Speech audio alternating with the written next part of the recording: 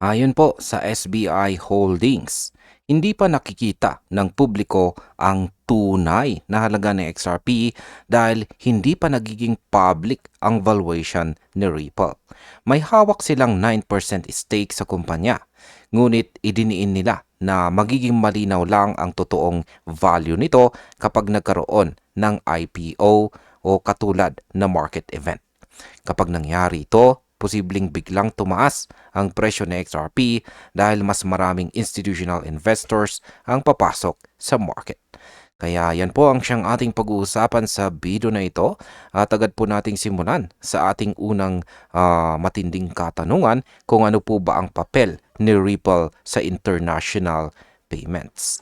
Ayan, ang sabi po rito ay the report uh, emphasizes Ripple's ongoing role in cross-border payments and the use of XRP within remittance corridors, especially in Asia through SBI Ripple Asia.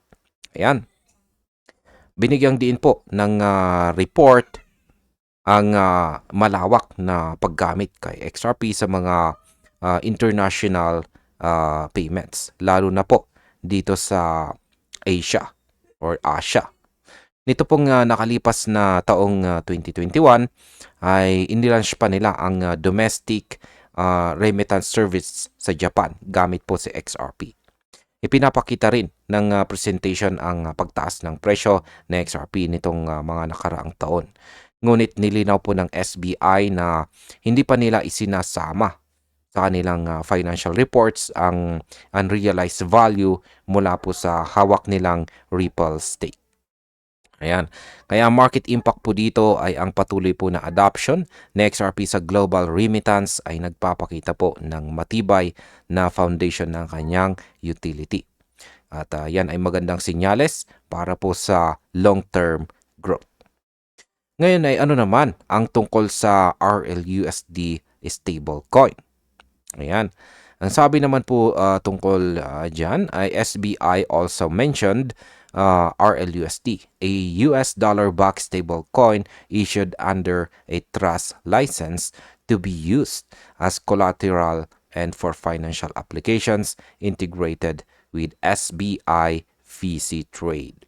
Ayan. Ipinapakita rin ng SBI ang kanilang plano para kay RLUSD. Isang stable coin na back ng US dollar at gagamitin ito bilang collateral at pangsuporta sa iba't ibang financial applications sa ilalim po ng SBI VC Trade. Pinapakita po nito na seryoso ang grupo sa pagsasama ng blockchain ng pagsasama po ng blockchain sa mga traditional na serbisyo. Kaya ang market impact po dito ay kung magtagumpay nga ito, posibleng mas maging interconnected si XRP at RLUSD na siyang magpapatatag pa lalo sa ecosystem ni Ripple. Ngayon ay may plano ba talaga ang Ripple na mag-IPO? Ayan, sabi rito ay while Ripple's IPO rumors persist, CEO Brad Garlinghouse confirmed earlier this year that Ripple has no plans for a 2025 IPO.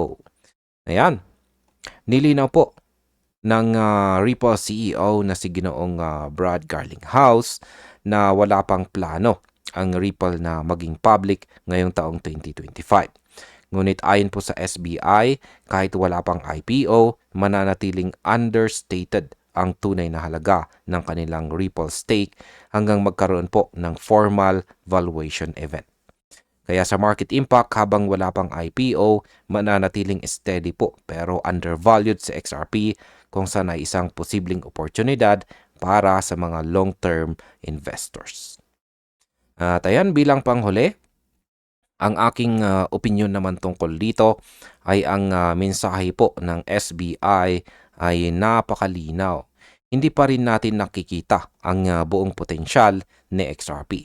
Habang hinihintay po ng market ang IPO or public valuation ni Ripple, si XRP po ay patuloy na gumagalaw sa likod ng mga financial innovations tulad po ng RLUSD at cross-border payments.